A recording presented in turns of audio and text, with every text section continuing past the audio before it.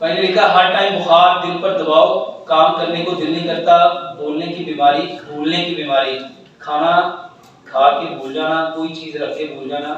میرے محترم بھائیو، اس کا بہترین علاج، یہ جتنے لوگوں کو یادداشت کی کمی ہے، کوئی دوائی نہیں کھانی، اس کے لیے صرف ایک کام کرنا ہے، صرف ایک کام کرنا ہے، صرف ایک کام کرنا ہے، وہ ہے لمبا سجدہ۔ وہ ہے جب لمبا سجدہ کرو گے سارا خون کہاں آئے گا؟ جتنا دماغ کو خون ملے گا، بتاؤ دماغ کی جو یادداشت ہے، جو میموری ہے، وہ بڑھے گی کہ گھٹے گی؟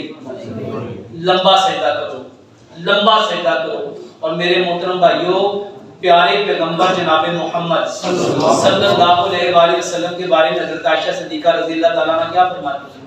آپ اتنا لمبا سجدہ کرتے تھے، اتنا لمبا سجدہ کرتے تھے، اتنا لمبا سجدہ کرتے تھے، میں ڈر جاتی ہوں کہ کہیں آپ کی روح پرواز تو نہیں کر گئی۔ میرے محترم بھائیو، کبھی ہمارا ایک سجدہ بھی ایسا ہوا؟ لمبا سجدہ کرو، اور اس کے ساتھ لمبے سجدے میں نا دو کام کرو۔ ایک کام، پیارے پیغمبر جناب محمد صلی اللہ علیہ وآلہ وسلم پہ درود پڑھو۔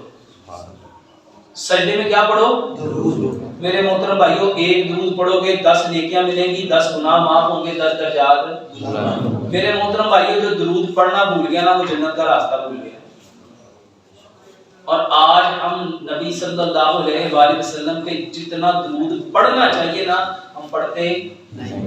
اور دوسرے نمبر پہ نبی صلی اللہ علیہ وسلم نے فرمایا، میں محمد صلی اللہ علیہ وآلہ وسلم ایک دن میں 70 بار توبہ کرتا ہوں۔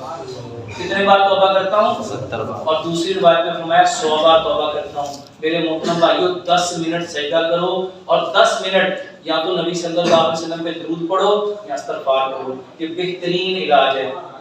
اور یہ جو ہر ٹائم یہ جو جسم گرم گرم رہتا ہے نا، میرے محترم بھائیو، جب آپ کا جسم گرم ہونا، آپ دوائی نہ کھاؤ، فوراً وضو کرو، فوراً